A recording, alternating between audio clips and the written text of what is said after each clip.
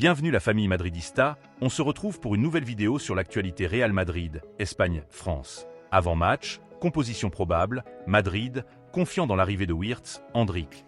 Ma tête est à Madrid, Vinicius, la grande déception du Brésil. Rejoins la chaîne, en vous abonnant pour rater aucune de nos nouvelles vidéos, je vous partage tous les infos du Real Madrid chaque semaine.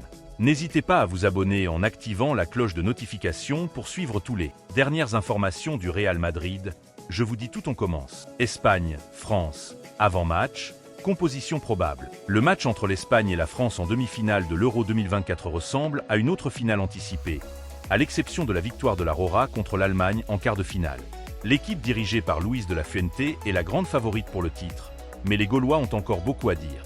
Tous les focus seront tournés vers Kylian Mbappé, qui a été loin de son meilleur niveau dans le tournoi continental. La star du Real Madrid est toujours en lice pour le titre de meilleur joueur du tournoi, mais il devra se montrer décisif pour qualifier son équipe. Les clés du match. L'Espagne a remporté ses 7 derniers matchs officiels et amicaux, dont 6 pendant le temps réglementaire. La France a enchaîné 8 matchs consécutifs sans perdre, avec un bilan de 5 victoires et 3 nuls. La Roja sera privée de Dani Carvajal, Robin le Normand et Pedri, tandis que son rival aura toutes ses forces. Les Français marquent et encaissent en moyenne moins d'un but par match lors de l'Euro 2024. Composition probable pour l'Espagne contre France. Espagne, 4-3-3. Unai Simon, Cucurella, Laporte, Nacho, Navas, Rodri, Fabian, Olmo, Nico Williams, Morata et Yamal. Entraîneur, Luis de la Fuente. France, 4-3-3. Maignan, Théo Hernandez, Upamecano, Saliba, Koundé, Rabiot, Tchouaméni, Kanté, Mbappé, Griezmann et Kolo Muani. Entraîneur, Didier Deschamps. Comment l'Espagne arrive-t-elle? L'équipe espagnole de football atteint les demi-finales de l'Euro 2024 avec un total de 5 victoires et après avoir éliminé l'Allemagne. Le duel contre l'hôte a été vraiment dur, ce qui se traduit par une usure physique importante et 3 absences importantes. Dani Carvajal, Robin le Normand et Pedri.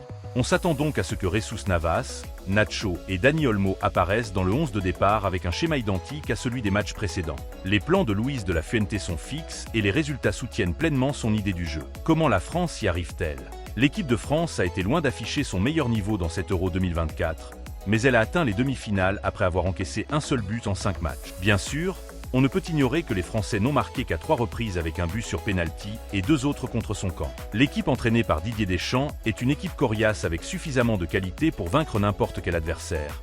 Donc un rendez-vous empoisonné est attendu pour la Roja. Les 4 dernières confrontations directes corroborent également cette égalité avec 2 victoires pour chaque équipe. La demi-finale de l'Euro 2024 entre l'Espagne et la France promet d'être une confrontation épique, marquée par les absences notables de la Roja et les espoirs de rédemption des Bleus. Alors que l'Espagne, forte de ses 7 victoires consécutives, aborde ce match avec une confiance inébranlable, les Français, malgré un parcours en demi-teinte, possèdent les atouts nécessaires pour créer la surprise. Le duel tactique entre Luis de la Fuente et Didier Deschamps, 2 stratèges chevronnés, sera au centre des attentions. Au-delà des statistiques et des compositions, ce match incarne la quintessence du football européen.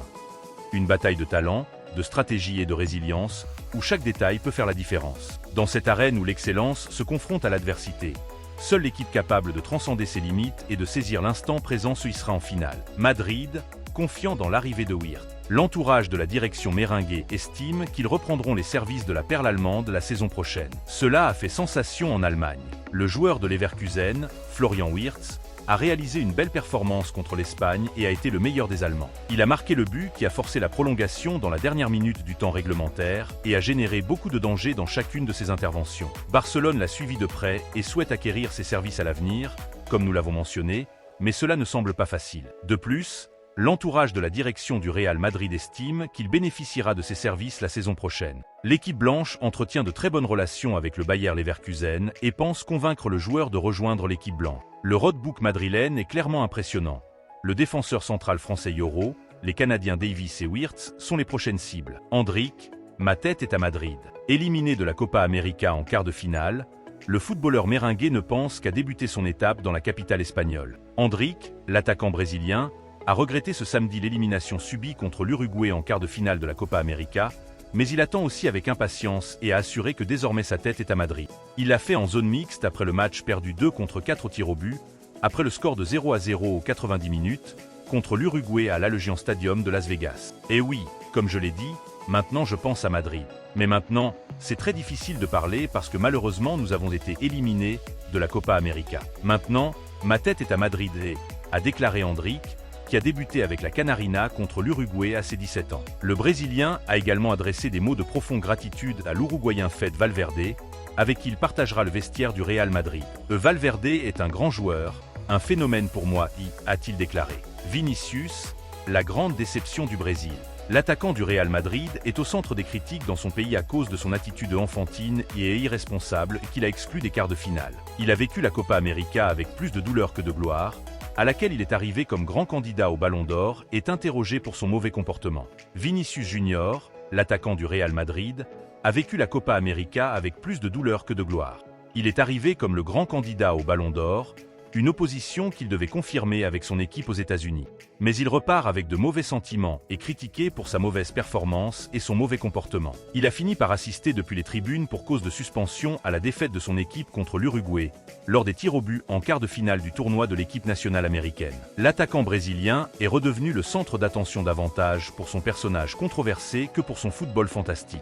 Une fois de plus, il s'est perdu dans les bagarres et les disputes au lieu de déployer son football vertigineux pour sauver ses adversaires. Un profil qu'ils connaissent très bien au Real Madrid et dans le football espagnol, mais qui a passé le filtre de leur pays jusqu'au moment où ils ont dû tirer le wagon. Coude et aux tribunes en quart. Le Vinicius du Brésil n'est pas le Vinicius du Real Madrid, a déclaré la presse de son pays après ses débuts en Copa América avec un triste 0-0 contre le Costa Rica. L'attaquant blanc portait la responsabilité d'être l'héritier de Neymar, mais il n'a convaincu personne. L'attention s'est concentrée sur lui, pour ensuite s'éteindre, sauf lors du match contre le Paraguay, au cours duquel il a marqué 2 buts, 4-1, mais a écopé d'un carton jaune pour un plaquage tardif. 4 jours plus tard, lors du match contre la Colombie, il a donné un coup de coude inattendu à James Rodriguez, ce qui lui a coûté un autre carton jaune. Une action qu'il a exclue du match des quarts de finale contre l'Uruguay.